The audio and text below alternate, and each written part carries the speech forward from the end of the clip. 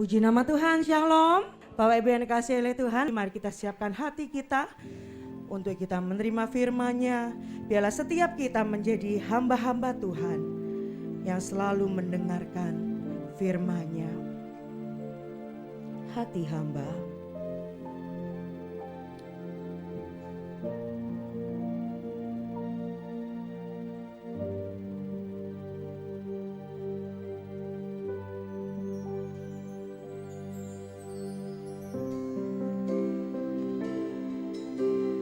Ku tak dapat lupakan kebaikan yang ku terima, pengorbananmu yang mulia, jadikan ku berharga.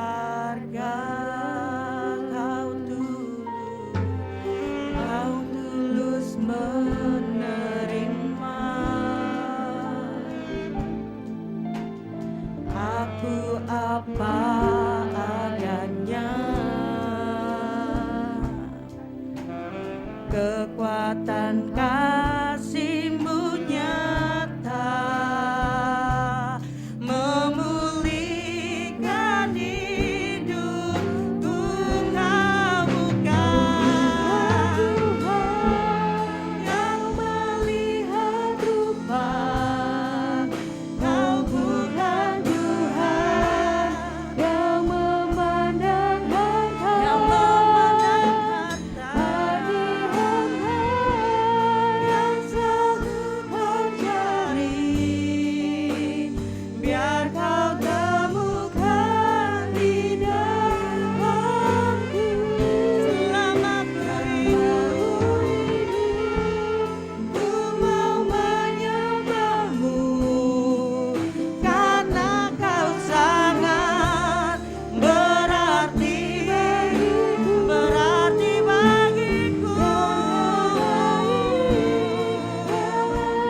Padamu ku persembahkan kepadamu, Yesusku. Ku tak dapat lupakan, ku tak dapat lupakan kebaikan yang ku terima, pengorbananmu yang mulia, jadikan ku berharga. Kau tulus menerima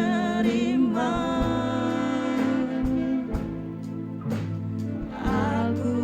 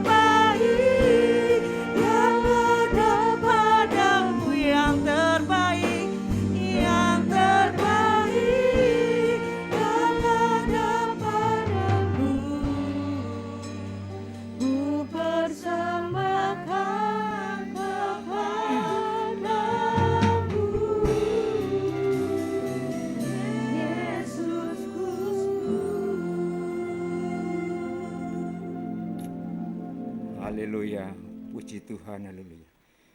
Pagi hari ini Tuhan, kami menaikkan pujian yang terbaik bagi Tuhan. Biar Engkau sendiri yang berkenan atas pujian kami, dan kembali mendapatkan berkat bagi kami umat-Mu Tuhan. Terima kasih Tuhan, saatnya kami mau duduk diam, menjadi Maria-Maria, yang kami mau mendengarkan nasihat firman Tuhan. Sungguh Tuhan, Haleluya. kami butuh firman-Mu, karena firman-Mu yang meneguhkan kami, dalam kami mengiring jalan pada Engkau Tuhan.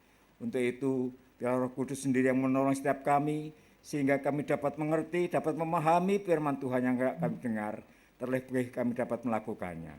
Tuhan, Engkau sudah mengurapi Bapak Gembala, Amin. yang pagi hari ini Kau utus menyampaikan firman bagi kami. Biar dengan keberanian yang dari Tuhan, menyampaikan isi hati Tuhan, sehingga kami semua diberkati. Terima kasih Tuhan, kami sambut firman Tuhan pagi hari ini, hanya di dalam nama Tuhan Yesus Kristus. Haleluya, amin. Amin. Silakan duduk. Shalom. Ya, semua mesti shalom. Apa artinya? Damai, sejahtera, bahagia sorga. Jadi anak Tuhan, hamba Tuhan, ya sebagai abdi sorgawi, karena kita semua ini adalah pelaksana tugas sorga untuk bumi. Nah, saya minta setiap saudara masih terus ada di dalam pokok pemikiran, pergumulan, dan pengeterapan firman di dalam hidup kita ini. Waktu Yesus datang 2000 tahun silam, dia sendiri, ya, one man show. Untuk apa? Melakukan tugas sorga. Kalau dia nggak datang, kita nggak ngerti. Sorga cuman berbagai macam persepsi yang disampaikan, tidak jelas. Karena apa? Yang ngomong belum pernah ada di mana? Di sorga. Tapi kalau Yesus, dia memang dari sorga. Jadi ketika dia ngomong tentang sorga, itu asli, original, bisa dipercaya. Lah ini yang anak Tuhan mesti tahu, begitu dia selesaikan tugasnya 33,5 tahun kurang lebih, ya, kita tidak tahu persisnya. Setelah dia naik dan 10 hari kemudian Roh Kudus itu turun, gereja ini sudah penuh Roh Kudus. Yang setuju katakan amin. Jadi dalam masa 10 hari doa pra-Pentakosta, bukan menunggu-nunggu Roh Kudus hadir, dicurahkan. Tidak, sudah. Jadi itu sebuah keterplesetan. Kalau sekarang kita masih nunggu, ya Roh Kudus, ya turunlah atas kami. Saya dan saudara tidak bisa langgeng nyembah Yesus, ngikut Yesus, kalau tidak dalam pengurapan tuntunan Roh Kudus.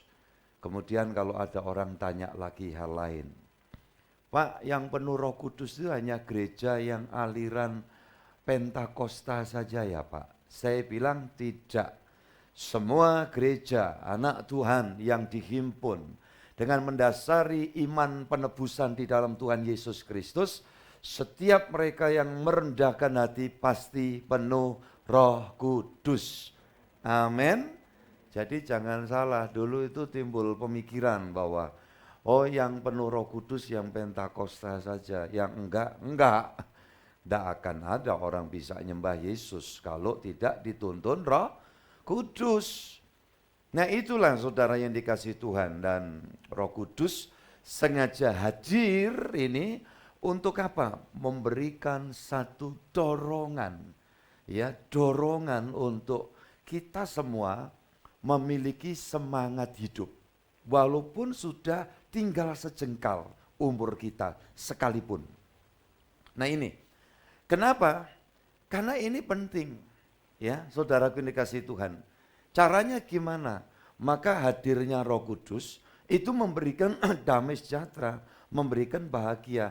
Dan bahagia itu energi untuk manusia beriman memiliki dorongan, semangat untuk hidup. Dan kalau dorongan Roh Kudus, semangat hidupnya pasti untuk memuliakan Tuhan. Amin. Beda kalau mungkin bahagia, tapi bahagia duniawi. Yang mendorong akan menjerumuskan manusia ya mengalami berbagai macam ya ketidakjelasan. Mendorong manusia akhirnya apa? Menuju kematian. Contoh ya. Waduh, saya itu bahagia, Pak. Kalau apa? Kalau ngedrak umpamanya. Nah, ini unsur duniawi. Ini adalah umpan iblis. Iblis tidak pernah memberikan dorongan untuk manusia itu memiliki semangat hidup ya demi bermanfaat bagi Tuhan dan sesama. Iblis tidak pernah itu. Ya, iblis pingin kalau manusia itu didorongnya untuk cepat mati dan binasa. Makanya dikatakan aku, Yesus datang memberikan hidup dan hidup dalam apa? Kelimpahan, kemakmuran, ya kekayaan iman, kekayaan rohani yang demikian. Karena itu yang membawa kepada kekekalan ya. Tidak salah anak Tuhan makmur secara ekonomi, kaya dalam pencapaian, tapi pastinya kalau kita dibawa ke sana ya, yang cukup itu untuk kita, yang melimpah lebih itu untuk kemuliaan Tuhan. Yang setuju, ngerti, katakan amin ya. Jadi ini mesti jelas saudaraku yang dikasih Tuhan. Kalau iblis dia mencuri, kemudian apa yang kedua? Membunuh. Yang ketiga apa? Jadi ini, walaupun saudara mungkin pernah dengar ya, bahwa ada ilmu yang membuat orang itu tidak mati-mati, panjang umur. Bahkan tuh kalau kita lihat film kungfu, ya bahkan salah satu yang dibintangi oleh Jackie Chan kalau tidak salah, The Myth duduk The Myth hantu loh ya. Dari kata mitos, ya kan? Bagaimana yang Jackie Chan masa kini adalah titisan reinkarnasi dari Jackie Chan masa lalu sebagai seorang jenderal, pengawal istri raja. Ingat saudara ya, itu diputar kalau tidak salah sudah di TV nasional berapa, itu lama sekali kok ya. Nah saudara yang dikasih Tuhan misinya adalah untuk membawa ya pil panjang umur. Saudara ini cerita dikit ya, pil panjang umur. Karena diyakini bahwa siapa minum pil itu dia bisa panjang umur sekali. Nah, yaitu mitos. Namanya juga mitos. Kita tidak perlu percaya. Lantas kalau yang Pak Gembala tadi katakan, ya ada ilmu orang itu tidak mati-mati sebelum ilmunya, ya itu diturunkan kepada yang lain, saudaraku. Kalau toh memang ada, sengsara sekali. Ada orang sampai 100 tahun, ya kan? 100 tahun lebih umpama. Kalau itu anugerah Tuhan sih, puji Tuhan. Tetapi kalau itu didapat hanya dengan sebuah ilmu, ya, hal yang berkaitan dengan klenik, dengan okultisme, ya, bisa 100 tahun, 110 tahun, mungkin, saudaraku. Tetapi semua dilakukan di tempat tidur, ya, dari makan, ya, tidur pasti di tempat tidur, ya, toh. Ya, BAB semuanya di sana. Siapa yang pingin umurnya panjang tetapi semua dilakukan di tempat tidur? Angkat tangan. Ada enggak? Saya yakin enggak ada. Nah kalau gitu gimana Pak? Ya ada filsafat yang mengatakan panjangnya umur itu relatif asal kita mendatangkan berkat, mendatangkan manfaat. Makanya ada kebijakan, ya kearifan lokal. Jadilah seperti pisang, jadilah seperti pohon jagung, ya. Jagung umurnya hanya 3 bulan, ya kalau tidak salah, ya. Saudaraku ini kasih Tuhan, tetapi ya dia berpikir tidak mau mati gitu loh. Kalau walaupun pendek umur asal tidak menghasilkan buah. Pisang itu coba saudara uji, ya ini fakta saudara, bukan mitos. Kalau dia belum pernah berbuah, tebang aja pohon itu, dia akan muncul lagi. Ya, dari tengahnya itu muncul lagi pohon. Belum berbuah, saudara tebang, dia muncul lagi. Tetapi begitu dia menghasilkan buah dan buah itu dinikmati ya oleh petaninya atau oleh kita tidak tani tapi kita makan pisang ya saudaraku, luar biasa loh. Makanya jangan menghina petani ya. Petani itu jasanya besar. Kalau enggak saudara dan saya makan duit, enggak makan nasi saudaraku. Iya, coba itu, pikirkan itu, iya. begitu nggak usah ditebang. Kalau dia sudah menghasilkan buah, buahnya diambil. Dalam waktu yang tidak terlalu lama, pohon itu akan mati, membusuk, dan jatuh. Ya, roboh. Nah, ini yang jadi pemikiran kita. Makanya kalau ada orang berpikir, orang itu makanya ya baik sekali dia, sopan ya, sosial sekali, tapi sayang, ya kok dia sudah meninggal. Nah, saudaraku dikasih Tuhan, terus ada yang ngomong, makanya lah jadi orang itu jangan baik-baik, jangan terlalu sopan, ya jangan hidup tuh yang terlalu benar, coba, karena dia benar, akhirnya dia mati lebih cepat. Jadi kalau gitu hiduplah yang apa? Jahat. Ajaran siapa? Ajaran Tuhan apa setan? Itu dijawab ajaran setan. Nah, jadi saudara-saudara yang dikasihi Tuhan Yesus, orang kalau bahagianya bukan dari Tuhan, bahagia dari dunia, itu akan mendorong orang itu kalau toh tidak cepat hidup awut-awutan, ngedrak hidup tanpa dasar ya. Saudaraku yang dikasihi Tuhan, udah ini ya, gaya hidupnya amburadul. Ujung-ujungnya apa? Ya, kemudian menderita sakit. Dan diharapkan setan cepat mati. Nah ini beda. Tidak panjang umur, tapi dalam Tuhan hidup bermanfaat, menghasilkan buah, tidak masalah. Kita akan panjang umur dalam kekekalan. Yang setuju katakan amin. Amin. Nah ini yang Tuhan mau. Saudara yang dikasih Tuhan, kalau umpamanya umurnya panjang, bikin repot orang, bikin susah orang. Aduh, hari ini saya akan sampaikan, maka Roh Kudus itu diturunkan, ya beliau turun hadir di tengah-tengah kita untuk beliau memberikan satu dorongan bahagia. Dan itu ayatnya boleh dibaca dulu di luar catatan saya sebetulnya di dalam Roma pasal yang ke-14 ayat 17 ya. Roma 14 ayat 17 itu dulu. Nih sorga yang dibawa oleh Tuhan Yesus ke dunia itu. 14 ayat 17. Populer sekali sih itu. Silakan. 14 17. Silakan Pak Yohanes. Kerajaan Allah bukanlah soal makanan dan minuman, tetapi soal kebenaran, damai sejahtera, dan sukacita oleh Roh Kudus. Oleh siapa? Roh Kudus. Makanya saya bersyukur ya. Tadi malam ibadah lebih meningkat dari ibadah doa pra-Pentakosta yang Jumat. Yang Sabtu kemarin semakin lagi. Ya, saya yakin esok Senin malam saudara yang ingin menikmati bahagia dari Roh Kudus. Dan bahagia itu dorong kita untuk semangat hidup, walaupun hidup tidak selalu mudah, ya itu fakta. Hidup harus ada perjuangan, hidup kadang bergumul. Tetapi itu bedanya. Orang beriman yang didorong oleh Roh Kudus, bahagianya itu ya memberikan kita semangat. Untuk apa? Menghasilkan buah. Gak mau mati aku sebelum aku hasilkan buah. Jangan ya mikir, aku mau cepat mati aja. Itu orang putus asa. Itu dorongannya pasti demit, saudaraku. Iya, tidak bahagia. Orang bahagia mesti, aduh aku ingin hidup berapa lama lagi? 1000 tahun lagi. Perkara dikasih berapa itu hanya Tuhan. Iya, saudara dan saya tidak punya hak untuk menentukan. Makanya hargai hidup yang ada. Hargai pasanganmu yang masih hidup.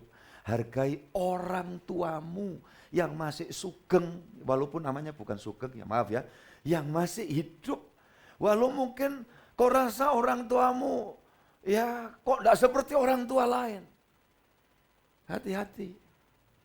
Ya, saudara-saudara yang dikasihi Tuhan hargai. Ya, makanya saya paling riskan ketika ada bagian keluarga karena ada yang sudah sakit parah. Ya, udah lama dirawat, terus Pak Pendeta, jangan-jangan ada kuasa lain yang mengikat, doakan, kasihan beliau, ya. Kenapa nggak cepat dipanggil Tuhan itu? Waduh, itu tantangan berat buat saya. Saya tidak akan lakukan itu, ya. Kalau dalam gereja Katolik itu upacara perminyakan, persiapan berangkat, kalau saudara kita agama lain itu dibacakan surat apa begitu, iya kan? Kemudian kalau kita itu diminta pendeta doakan supaya cepat berangkat. Saudara yang dikasih Tuhan, kadang ada pertentangan dalam batin saya. Ya, walaupun Tuhan memberikan pencerahan, waduh sebentar lagi berangkat. Tapi tetap kadang doa saya, Tuhan tolong teguhkan, kuatkan. Dan kalau boleh Tuhan sembuhkan. Kadang-kadang saya tahu dikasih tahu Tuhan, ada pencerahan khusus ini sulit untuk bisa di ini, dan subjektif ya, itu subjektif. Tetapi tiap kali saya berat. Kenapa? Kemudian saya pikirkan pada diriku sendiri. Andai kata aku dalam kondisi yang sangat sulit ya, dan barangkali sekeliling saya sudah mengharapkan, ya lebih baik dipanggil Tuhan. Padahal di dalam diri saya, walaupun dalam kondisi sangat sulit, masih rindu, ada semangat hidup. Aku masih ingin muliakan Tuhan. Aku masih ingin jadi berkat. Aku masih ingin melakukan sesuatu yang bermanfaat. Lantas ada orang yang doakan untuk segera saya dipanggil Tuhan. Halusnya, kasarnya apa? Supaya cepat apa? MA. Iya, terima kasih untuk kontribusinya. MATI. Kira-kira gimana? Betul loh, saudaraku ini kasih Tuhan. Kalau enggak benar-benar saya harus mengucapkan doa. Saudaraku ini kasih Tuhan. Saya enggak mau itu. Ya, hargai. Hidup itu luar biasa. Orang tua pun juga demikian, sekalipun dari sekian anak. Ini yang satu ini, aduh aneh. Aduh, ada bahasa Jawa ini kurang enak, tapi itu konotasi buruk.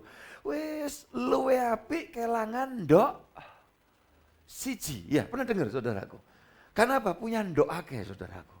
Nah yang paling berat, ndok cuma siji nggak beres. Umpama gitu. Ini ndok akeh, kelangan ndok siji gitu. Itu salah. Orang tua gitu tuh salah.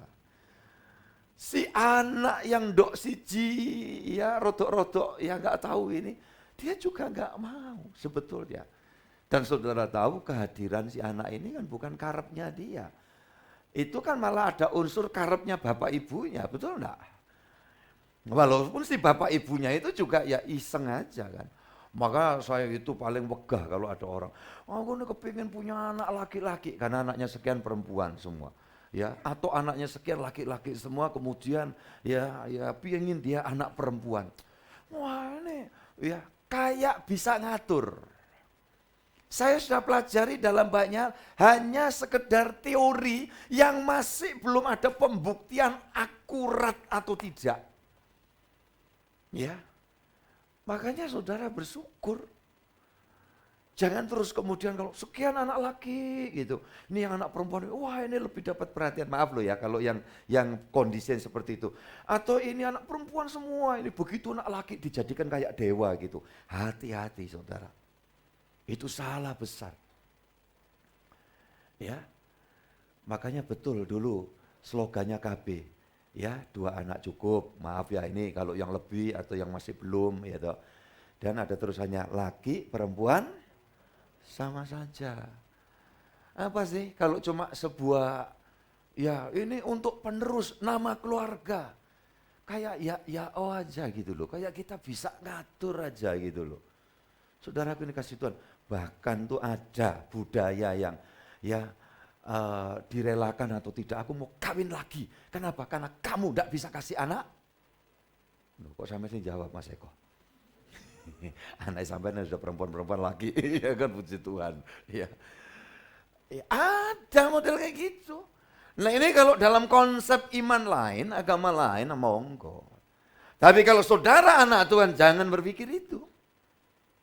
Ya, jangan berpikir itu sebuah kesalahan. Ya, wah anak semata wayang, terus kemudian mendapat satu ya perhatian sedemikian. Hati-hati juga, semua seimbang. Saya sayang mana anak, tapi mesti tegas, ya, tegas terukur. Itu sikap saya sebagai orang tua. Saudara kini kasih Tuhan. Saya punya anak satu, ya, didikan tetap harus dilakukan. Nah ini supaya tidak salah ya, saudara-saudara, ini rada mengembang dikit. Yang pasti saudara yang dikasih Tuhan, kalau kita ini terima bahagia yang dikerjakan oleh Roh Kudus, bahagia, damai sejahtera mendorong kita menghasilkan buah yang baik sekalipun umur tidak terlalu panjang. Ya, kita enggak ngerti, umur panjang relatif. Alkitab juga cuma kasih tahu cuma berapa? 70, 80, lebih dari itu banyak apa? Kesukaran. Maaf. Gimana Pak Gembala kalau saya sudah 80 lebih? Ya mengucap syukur. Tapi semangat hidup membuat saudara banyak sehatnya daripada sakitnya. Amin. Nah gitu. Jadi saudara-saudara yang dikasih Tuhan. Makanya kalau saya ketemu orang enggak ada gairah hidup, bawaannya itu putus asa. Kemudian awalnya stres. Ya, yang sangat berat. Lama-lama depresi. Depresi berkepanjangan. Bawaannya sudah pinginnya mati. Ini pekerjaan iblis. Sama juga kalau ada orang terdorong untuk ya barangkali saya rela mati, saya mau berkorban nyawa ya bagi Tuhan. Tuhan pun tidak nyuruh gitu. Nah, bagaimana di dalam prinsip iman Kristen? Tidak ada ajaran begitu. Tuhan minta kita menghargai kehidupan. Amin. Nah, kalau sampai ada kemudian orang demi yang diyakini siap mati, bunuh diri, itu saya yakini pasti bukan dorongan bahagia dan dorongan dari Roh Kudus. Bukan misi sorga. Saudaraku yang dikasih Tuhan, ya. Lain hal ini, kalau saudara dan saya, ya. Kemudian bagaimana kalau negara kita, bangsa kita dijajah. Nah, prinsip bela negara ini bukan cuma anggota TNI atau prajurit yang formal saja, yang siap maju perang. Gimana kalau seperti itu mati, gugur dalam medan perang? Lain persoalan.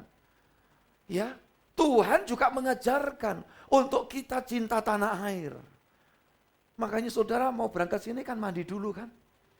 Kalau sampai air pam tidak keluar kan saudara bingung kan. Maka saudara cinta iya, airnya, tapi sering tidak cinta tanahnya. Saudara nggak suka debu ya di bawah.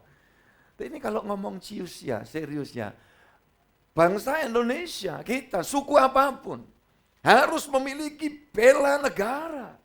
Nah itu lain persoalan kalau tiba-tiba negeri kita dijajah oleh penjajah, iya kan?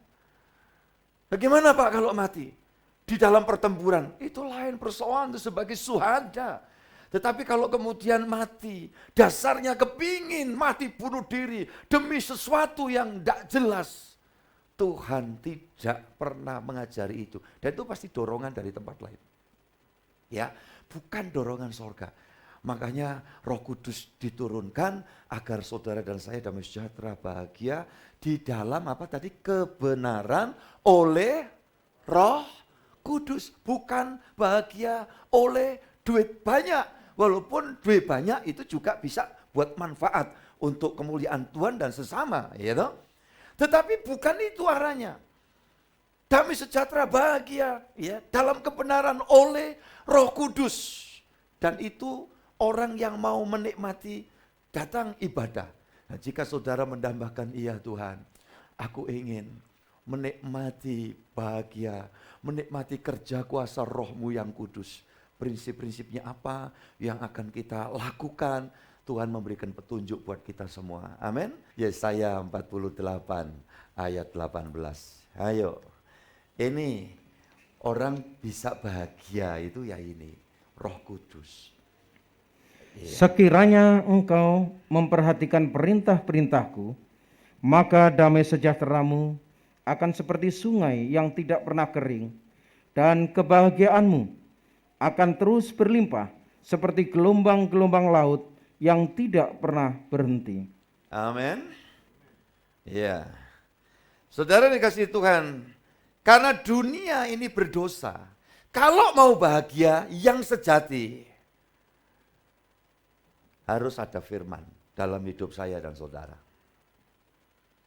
Andai kata saudara bagi kekayaanmu separuh ya, atau lebih, saudara bagikan kepada banyak orang, itu baik. Itu amal tidak ada yang melarang dan itu bagus. Tetapi kalau engkau tidak pernah fellowship dengan Tuhan, ibadah, engkau tidak menikmati kuasa firman, maka engkau dan aku tidak akan dapat menikmati bahagia. Bahagia itu karena ada firman. Omong bareng dengan saya, 1, 2, 3. Bahagia itu karena ada firman. Ya, ngomong sama sebelahnya, aku punya firman. Ayo, aku punya firman. Ya, yang online juga gitu, Pak Kasno, Bu Kasno, aku punya firman. Iya, Bu Titin ada yang di sebelahnya, kalau enggak ngomong sama malaikat di situ, mungkin anak-anak enggak bersama-sama ya.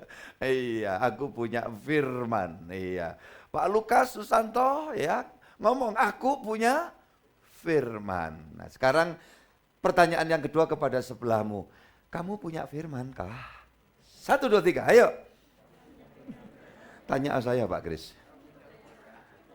Lumayan Pak. Punya ya, makanya saya bisa menyampaikan ini buat Pak Ronald, Pak Ishak, Pak Theo, Pak Heru, Pak Eko Kurnianto, dan ibu-ibu dan saudara-saudara semuanya. Celaka kalau hamba Tuhan tidak ada firman, khotbahnya ngelantur, buat sensasi. Asal orang, wah kayak semangat tai ayam, tapi dasarnya nggak jelas. Semangatnya itu kalau di dalam sebuah perhimpunan, tapi waktu dalam kesendirian menghadapi pergumulan, menghadapi goncangan hidup, menghadapi ketidakjelasan, dia dalam keadaan lemah. Kenapa? Dasarnya tidak bagus. Ini bangunan gereja ini. Nanti saudara ambil ya, mau ke toilet itu, kalau pergi ke toilet yang di sini bisa lihat ya. Ya lihat, doakan Tuhan campur tanganlah. Itu besinya gede-gede.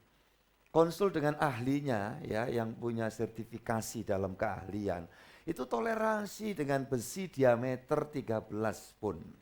Tetapi karena standar yang bagus, itu milinya 16 mili. Kita pakai itu.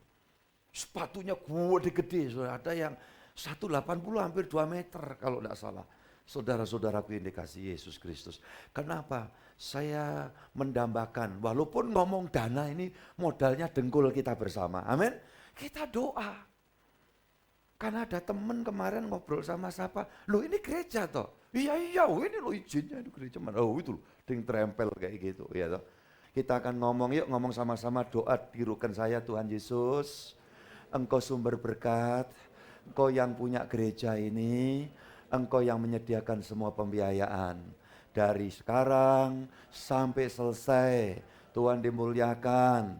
Dan kami dan anak keturunan kami dapat memuliakan Tuhan. Di antaranya di tempat ini. Dalam nama Yesus, amin. Tepuk tangan bersama. Haleluya, puji Tuhan. Jadi yang tadi enggak setuju ya? Enggak, ya saya juga enggak setuju.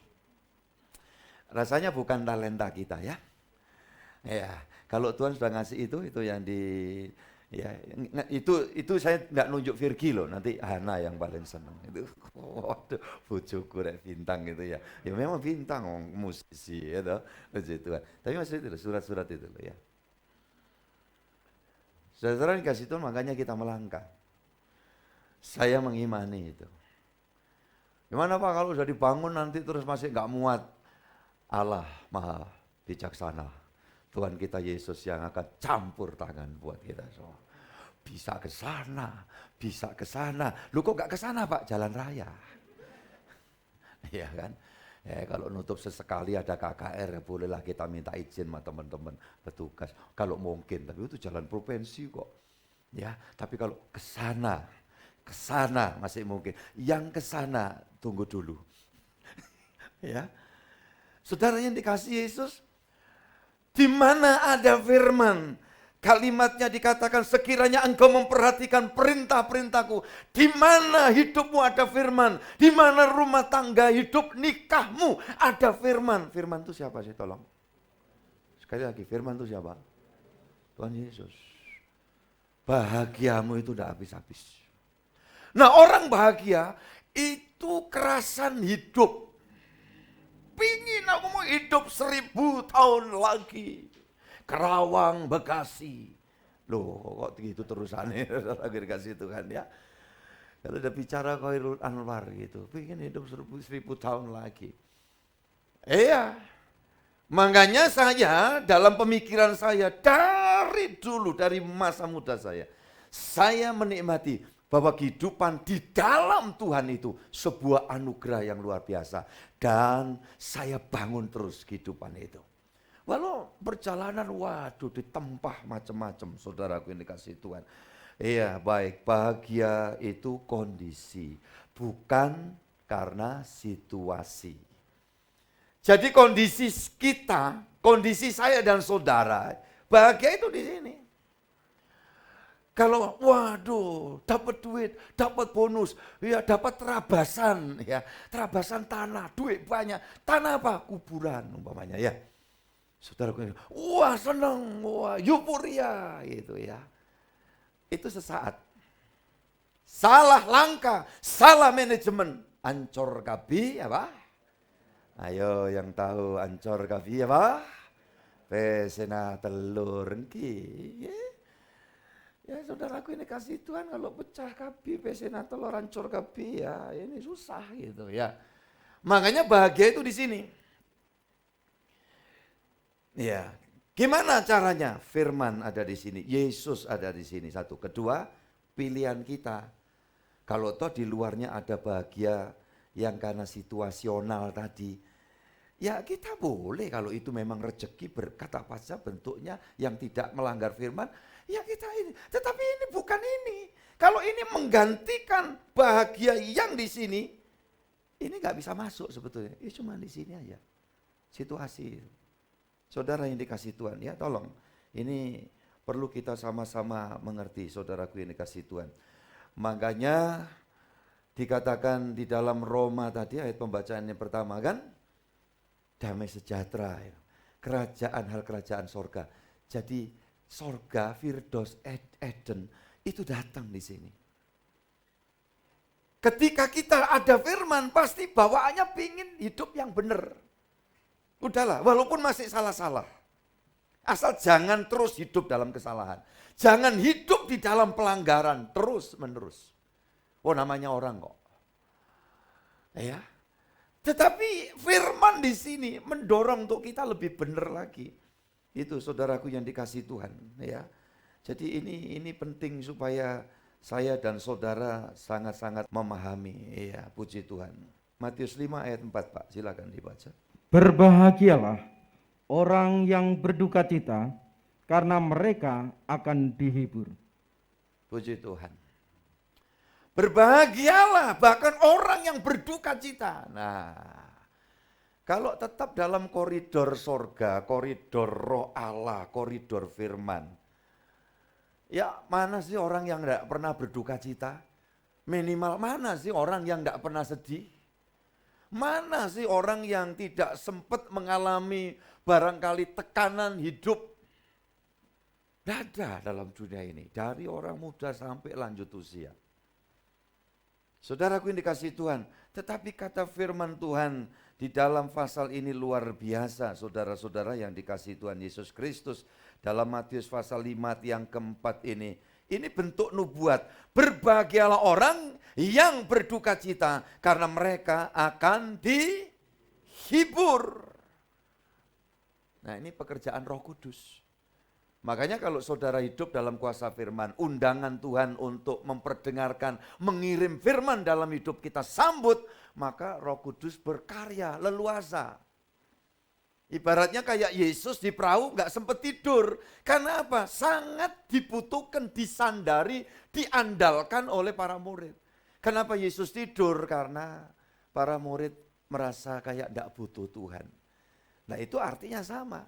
Kalau ada orang Kristen gak butuh campur tangan Roh Kudus dalam hidupnya, ya dia jadi lama-lama jadi Kristen duniawi. Nampak KTP Kristen, ya mungkin juga kelihatan yang luarnya Kristen, tetapi dalamnya kosong. Nah kalau dalam kosong itu rombang-ambing, apalagi sekarang dalam dunia ya sosial media, yang namanya YouTube, berbagai macam serangan-serangan counter terhadap iman Kristen itu ya berseliweran yang sedemikian, itu tidak akan pengaruh, nggak ngaruh blas katanya anak di sini ya. Kalau hatimu, hatiku, kondisiku itu bagus, fondasinya kuat kayak gereja kita itu. Tak pikirkan gitu. Untuk bangun itu, waduh kita meeting berkali-kali ya Pak Yohanes. Ya, ini dengan tim yang lain Pak Daud Sunoto, dengan Pak Slamet Cokro, ya Pak Indra. Ini karena yang terkait langsung dekat dibantu dengan tim yang lain ya. Pak Angelis Seski dan Pak Roni, ya Titus yang selalu harus ya merekam ini semua. Kenapa? Ini kita pikirkan bangun rohani itu juga gitu. Makanya saya salut ketika saudara di mana ada kesempatan untuk seperti ini ibadah-ibadah. Senin malam ada kesempatan ibadah. Toh ini program ya 1 tahunan kok. Kasih persembahan waktu berapa hari dalam 10 hari doa pra-Pentakosta itu. Saya jamin tidak rugi saudara lakukan itu. Yang amin cuma 5 sayangnya. Yang pada yang datang hampir 100 orang kemarin ya. Saudara yang dikasihi Tuhan Yesus Kristus. Tapi saya yakin saudara ngerti yang saya maksudkan itu. Puji Tuhan. Saudara kan terima penghiburan, makanya ada kekuatan. Kalau duka citanya dalam koridor ya kerajaan Allah. Gitu loh. Ya, kalau penderitaan yang kita alami itu karena kita itu cengkal, keras kepala, tegar tengkuk, nun sewu ya, ndablek, sak geleme dewe, semau gue. Ya, penghiburan itu ada tapi ndak akan ada kesempatan masuk. Karena ibaratnya kita itu ada tamu yang bawa berkat, kita tutup pintu. Nah beda ketika orang sadar. Tahu yang berdiri di balik pintu itu dalam Wahyu pasal yang ketiga ayat 20. Aku berdiri di depan kamu sambil apa? Pertanyaan saya, siapa itu yang berdiri di depan pintu hatimu? Tuhan Yesus. Ya. Dan kalau kita sadar, ya Tuhan aku butuh. Aduh kesempatan kau hadir Tuhan, kita buka pintu itu. Nah itu akan ada penghiburan. Penghiburan yang pertama Tuhan nyatakan, nak kamu menderita. Ya, karena pikul salib kamu tidak sendiri. Nak, aku sudah mikul salib yang kamu harusnya alami sendiri tapi kamu pasti tidak kuat. Dan itu aku sudah mengangkatnya. 1. Yang kedua, nak tenang. Aku tetap mendampingi kamu. Yang kedua. Yang ketiga, Tuhan Yesus berkata kepada kita, nak ini semua ada maksudku yang baik buat kamu. Yang ngerti katakan amin saudaraku. Dan Tuhan berkata, nak salib ini akan digantikan dengan mahkota kemuliaan. Nah itu saudaraku, itu penghiburannya. Kalau orang berpikir secara naif, Pak, orang dosa nangis, kami orang beriman nangis, orang dosa ngadepi pergumulan, ya kami orang beriman juga ngalami. Ya. Apa bedanya? Bedanya seperti itu tadi. Orang beriman ada dalam koridor Tuhan. Segala sesuatu dikontrol oleh Tuhan. Dan semua pasti terukur. Yang ngerti katakan amin. Dia tidak akan membuat pembiaran. Kalau sampai anak-anaknya barangkali dihancurkan tanpa tujuan. Ketika Allah mengizinkan iblis datang untuk mau mencobai. Lapor aku mencoba ini. Selalu saja ada hal yang sangat terukur. Tuhan bilang, yang ini boleh, yang ini jangan. Yang ini silahkan, yang ini jangan. Yang ini boleh kamu, tetapi yang ini jangan. Selalu terukur. Sudah lihat itu waktu dalam prosesnya, siapa yang di perjanjian lama itu? Halo, yang dicoba iblis? Ayo. Itu disarikan pernyataan Paulus. Bahwa pencobaan-pencobaan yang kamu alami adalah apa? Pencobaan yang luar biasa, betul? Yang biasa. Ya, dan kamu pasti tidak kuat menanggungnya. Halo? Iya, ini pokoknya sing ngantuk-ngantuk itu mesti amin, mesti gitu. Ya, nanti saya akan tawarkan, siapa mau masuk neraka? Amin itu, waduh. Ya janganlah ya. Saudara yang dikasih Tuhan. Nek wis ngene enggak, sudah mencicil kabeh saudaraku. Ya, haleluya, puji Tuhan. Iya, saudaraku yang dikasih Tuhan, pencobaan biasa dan tidak melebihi apa? Kekuatanmu. Hanya pencobaan yang lazim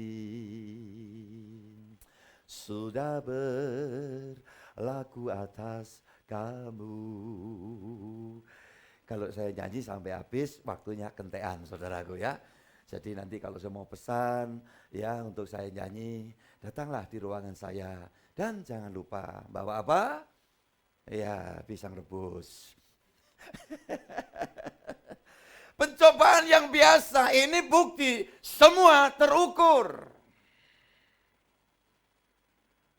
Dan ujungnya apa? Di sana kita terima penguatan dari Tuhan. Ada penghiburan yang luar biasa. Kalau kita betul-betul membangun semangat hidup kita dalam segala sesuatu. Kenapa? Bahagia. Kenapa? Tuhan menghibur kok. Makanya saudara, kalau ada orang kedukaan itu jangan pakai kata-kata yang pasif ya, apalagi negatif itu. Ya sabar ya gitu, wong nangis sedih duka, sabar ya dalam hati, kok enggak ngerasa no. Iya kan, kira-kira gitu kan. Saudara kini kasih Tuhan, tabah yo, saya enggak tabah sopo. Kira-kira begitu. Makanya kalau katakan aja, pasti ya Tuhan punya rencana dalam situasi ini. Jawabnya dia rotok mangkel. Iya, sopo sih gak weruh. Saudara-saudara ini kasih Tuhan. Kadang sulit kan, makanya kalau ketemu dengan orang yang lagi berduka kita itu hadir aja, kita doakan aja. Ini ya rada-rada ngeroh sih. Kalau urusan kedukaan, urusan menghadapi masalah. Terus apa Pak yang harus kami lakukan? Doa. Bisa doa bersuara yang penuh dengan pengharapan. Dan yang lebih dari itu doa dalam hati. Jangan banyak ngomong. Ya, coba sabar yo gitu. Kira-kira diem apa tambah kenceng nangisnya? Saudaraku yang dikasih Tuhan itu. Dan ini seringkali orang enggak ngerti gitu loh. Saudaraku yang dikasih Tuhan. Jadi kalau ada dalam situasi seperti itu, kedatanganmu menguatkan, meneguhkan. Dan juga saya itu kadang-kadang lihat orang sok-sokan kalau ada orang berduka. Pokoknya nanti ya semua setelah ini, kalau ada segala sesuatu nyampaikan, ngomong ya sama saya. Apa benar kira-kira? Benar kira-kira, sudah lewat 40 hari, ya. Terus siap dia, kalau ini minta ini, tolong ini. 1 kali oke, 2 kali oke, 3 kali. Apa saudara kasih Tuhan? Enggak, saya itu enggak tipenya yang segitunya.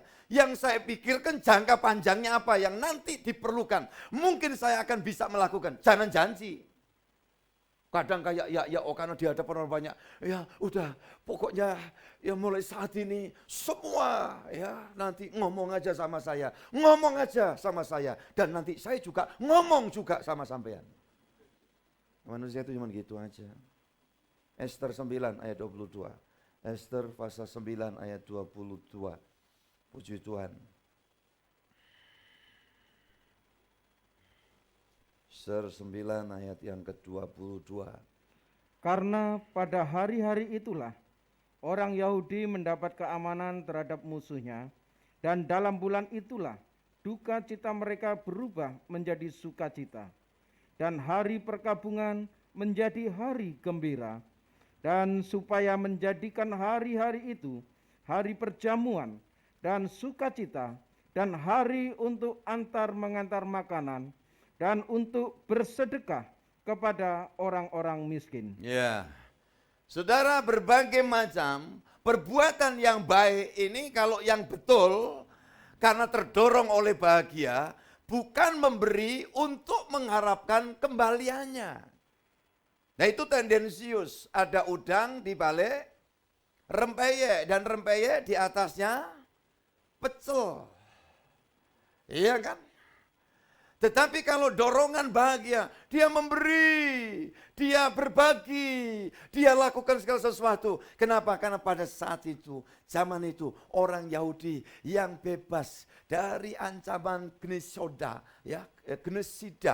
pembantaian seluruh bangsa itu yang dirancang oleh Haman atas izin dalam kebodohannya Raja Ahasiweros. Saudaraku ini kasih Tuhan, nyaris semuanya habis. Coba kalau enggak tinggal cerita, tapi kan Tuhan ngontrol semua. Karena semua berangkat kisah dari historinya bangsa pilihan. Itu Kristen itu timbul. Makanya munculnya Kristen itu tidak ujuk-ujuk. Terus ini wahyu Kristen Yesus tanpa dasar, tanpa nubuatan, tanpa rencana Allah. Enggak, bahasanya macam-macam. Ya di dalam Alkitab itu. Waktu prosesnya ada bahasa Ibrani, bahasa Aramaik, bahasa Yunani, bahasa Latin kemudian dikembangkan ke sana. Saudaraku yang dikasihi Tuhan Yesus Kristus. Nah, pada waktu itu nyaris binasa, tetapi Tuhan ngontrol semuanya. Terjadi yang sebaliknya. Kalau saudara baca di ayat 1 tidak perlu, nanti saudara baca di rumah ya, maksudnya tidak perlu dibaca di sini. Saudaraku, yang terjadi sebaliknya, tiba-tiba Tuhan bisa memutarbalikkan segala sesuatu. Makanya jangan takut dalam hidup ini, walaupun kadang seperti sudah di ujung tanduk, di tepi jurang, seolah nggak ada pertolongan. Kalau engkau dituntun Roh Kudus, engkau sandar pada Yesus, kuasanya tidak pernah berubah. Sampai kapanpun, amin. Itu Kristen. Aduh, rasanya enggak mungkin. Ganti, bersama dia mungkin. Bersama Yesus aku pasti bisa. Aduh, rasanya berat. Tuhan, pertolonganmu, sandaranku. Kalau aku jalan bareng sama engkau, pasti semuanya jadi mungkin. Yang setuju katakan amin. Saudaraku, ini kisah nyata. Ini bukan dongeng, makanya kekristenan itu semua dasarnya ada. Tertulis di dalam Alkitab, tapi juga ada referensi. Tulisan dari penulis sekuler yang menyatakan semua peristiwa pada zaman itu. Cocokan kalender tanggalnya juga sama. Dan diakui oleh dunia. Maka salah kalau ada orang ngomong Alkitab, kitabnya orang Kristen, Injil itu bukan asli, sudah dipalsukan. Dan yang ngomong begitu tidak akan pernah bisa menunjukkan kalau begitu menurut kamu yang asli mana. Dan mereka juga katakan nggak tahu, pokoknya Injil itu sudah palsu.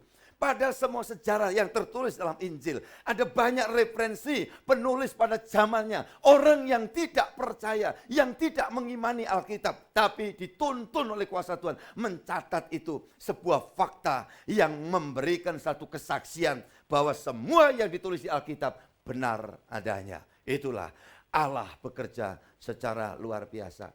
Dan akhirnya orang Israel mengucap syukur, bahagia sekali. Dalam derita, sudah nyaris habis kehilangan nyawa. Ternyata apa yang terjadi, Tuhan melepaskan. Dan ini sebetulnya secara rohani saya dan saudara juga mengalami. Mengapa sih orang Kristen itu ibadah? Kan ini ucapan syukur. Bukan saudara ibadah ini cari pengampunan supaya aku ini dapat diterima di sorga itu. Enggak. Saudara datang ke sini karena Tuhan Yesus sudah menyediakan apa?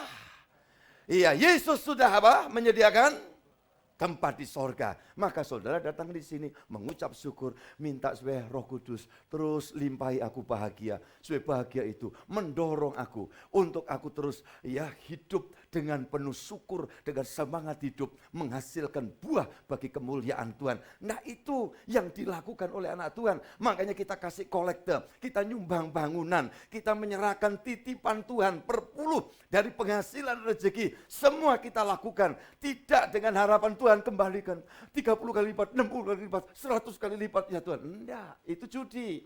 Tetapi kita memberi dengan penuh syukur karena aku bahagia karena Tuhan memberi. Aku waktu belum mengerti memberi, Tuhan sudah banyak memberi. Dan pemberian kasih-Nya sampai hari ini Tuhan tetap memelihara dan menuntunku pulang jalan menuju ke sorga. Tuhan memberkati saudara. Sampai sekian, puji Tuhan. Kita akan nyanyi satu pujian. Dan kita akan sudahi pertemuan ibadah kita, Pak Yohanes Widodo. Sembah nuwun, Tuhan memberkati, puji Tuhan. Dan semua tim pelayan, Tuhan memberkati semuanya. Tim cash, guru-guru sekolah minggu nanti yang akan melayani online. Tentu nyanyian kita akan naikkan. Serahkanlah hidupmu padanya.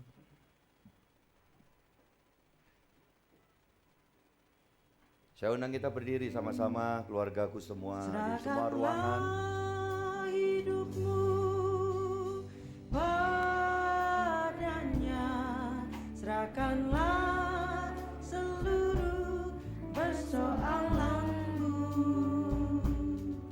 sebab di dalam namanya ada jaminan kekal di dalam segala perkara.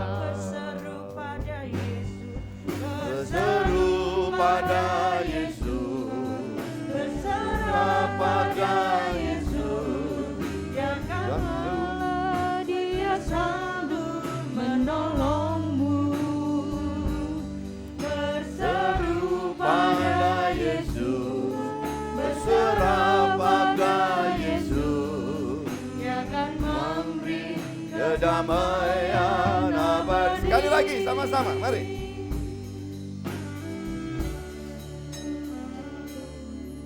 Serahkanlah hidupmu padanya, serahkanlah seluruh persoalanmu.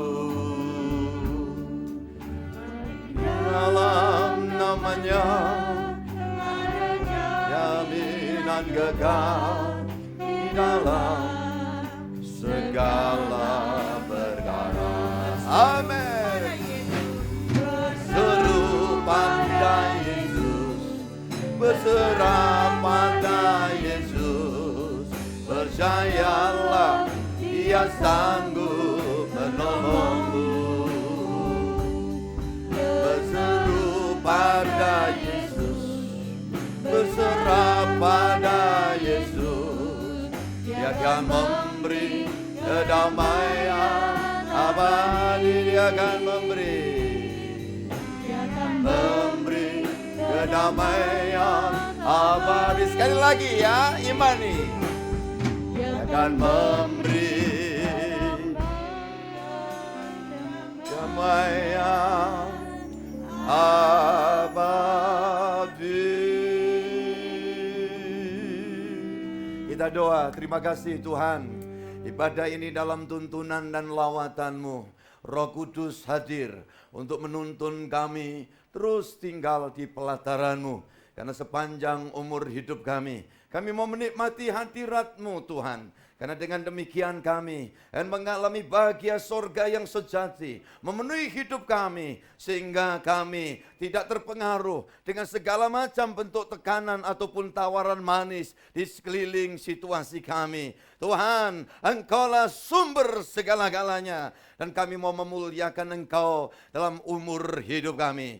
Hari ini ibadah ada dalam anugerah Tuhan. Pasti untuk sesi yang berikutnya Tuhan hadir dan campur tangan. Bahkan sesi-sesi berikutnya secara online Engkau juga berkarya di tengah-tengah kami. Hari ini pulangkanlah kami dengan bahagia yang sejati. Haleluya. Dan ajari kami terus fokus untuk hidup. Mohon kuat kuasa, lawatan karya leluasa dari Roh Kudus di dalam kehidupan kami satu persatu. Terima kasih Tuhan. Oleh yang berserahkan juga setiap persembahan yang anak-anak-Mu bawa dengan penuh syukur, sehingga dalam semuanya nama-Mu dimuliakan. Sarana pekerjaan Tuhan selalu tersedia oleh karena Engkau Sang Yehova Jireh. Dan Engkau pula yang kami imani tidak akan pernah melupakan setiap apa yang telah anak-anak-Mu lakukan. Semua teringat sampai kepada kekekalan. Bahkan kemuliaan mahkota surgawi Tuhan sediakan. Namun anak keturunan kami semua dalam pemeliharaan Tuhan. Sampai masa tua kami pun dalam jaminan Tuhan. Terima kasih asal kami terus berjalan dalam kebenaran, dalam tuntunan Tuhan. Pasti bahagia Tuhan mengalir tiada habis-habisnya. Terima kasih sertai perjalanan kami kembali dalam anugerah-Mu. Dan doa syafaat kami, Indonesia diberkati Tuhan. Indonesia penuh damai sejahtera. Indonesia mengalami keselamatan yang nyata. Dan Indonesia maju bahkan di antara bangsa-bangsa di bumi ini. Segala hormat puji bagi-Mu sekarang sampai selamanya ya Allah. Dan rahmat anugerah-Mu, limpahkanlah atas setiap kami dari hari ini sampai Maranatha. Tuhan datang yang kedua kali menjemput dan mengantar kami pulang ke sorga. Atas nama Bapa, Putra dan Roh Kudus, dalam Tuhan Yesus Kristus. Bapa, terima kasih.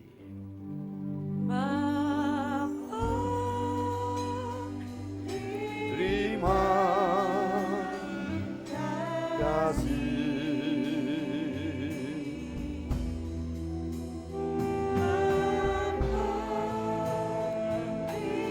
Terima kasih.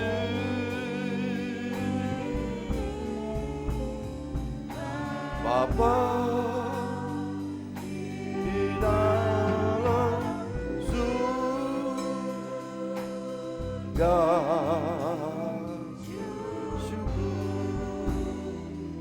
terima kasih.